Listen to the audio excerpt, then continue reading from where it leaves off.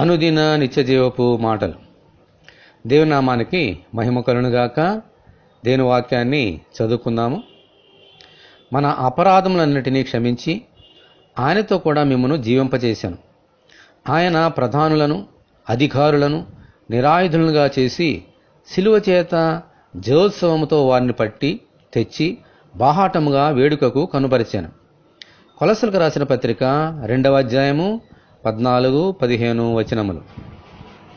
మన ప్రభువైన యేసుక్రీస్తు మన పాపములను క్షమించుటకు శిలువలో చనిపోయి మనల్ని జీవింపచేయుటకు మరణంలో నుండి తిరిగి లేచారు. హల్లెలూయా. ప్రధానులు అధికారులు ఆయుధములతో తమ మనుషులను పంపించి యేసును పట్టుకొని బంధించి శిలువ మీద చంపారు. అప్పుడు వారు ఎంతో వేడుక చేసుకున్నారు. అయితే మన తండ్రి అయిన దేవుడు ఆ దుష్ట సంబంధమైన అధికారులను ప్రధానులను నిరాయుధులుగా చేసి శిలువ ద్వారా మనుషులకు వచ్చిన రక్షణను వారి ఎదుట బాహాటముగా గొప్ప వేడుకను కనబరిచారు. సిగ్గుతో ఈ లోకము దురాత్మల సమూహము తలదించుకున్నారు. దేవునికి యుగ యుగములు మహిమ కలుగునుగాక. ఆమేన్.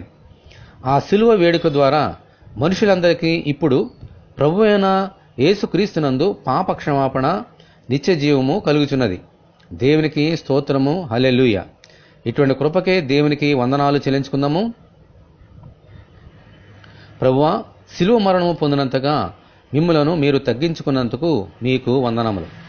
మీ శిలువ రక్తములో మా పాపములను కడుక్కొని క్షమించబడి మీ నిత్య జీవంలోనికి ప్రవేశించినట్లు అనుగ్రహించమని, ఈ వాక్యం వింటున్న నీ బిడ్డలందరినీ అలాగున దీవించమని ప్రభువైన యేసుక్రీస్తు ద్వారా ప్రార్థన చేయుచున్నాము తండ్రి.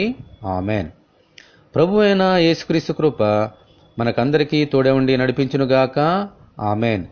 పరిశుద్ధ దేవుని మందిరం.